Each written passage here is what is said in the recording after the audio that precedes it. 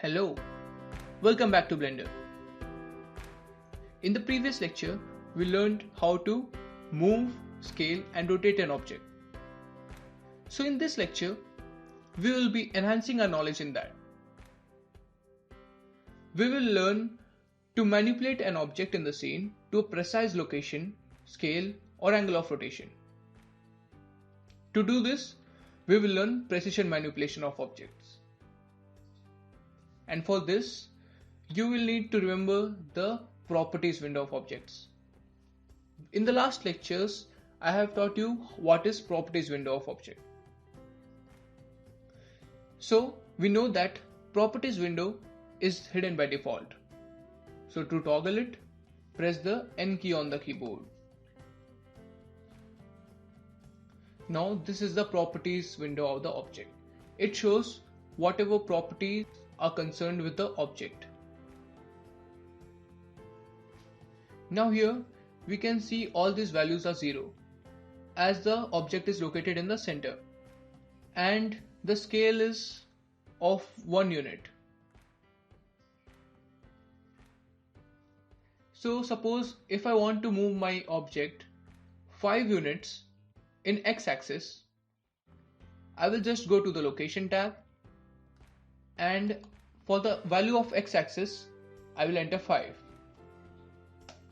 and the object moved by 5 units. So what if I want to move it in the negative x direction? I'll simply enter -5 and it moves in the negative x direction. Similarly, we can do it for y and z. For y, let us put 6 and for z 3. You see, this makes our work more simpler if we know where our object should be located. And for rotation, just simply do the thing we did above. If we want it to rotate it by 30 degrees, we will enter 30, then enter. The object moved by 30 degrees in the x direction.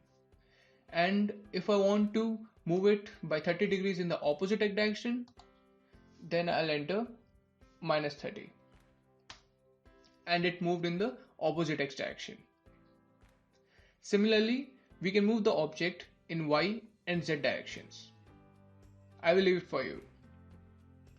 Now when it comes to scaling, if you want to scale it only in a certain axis, that is in x direction or the y direction, you can change the values here. That is from 1 unit, we'll make it as 5 in x.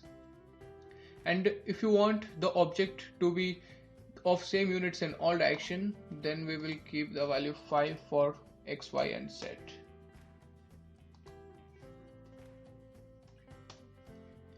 You see, this one is a lot easier than the methods we have learned before.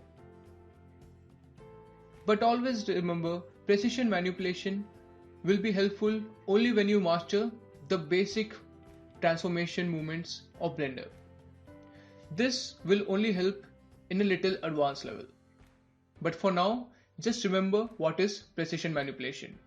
We will soon come back to this in the coming lectures.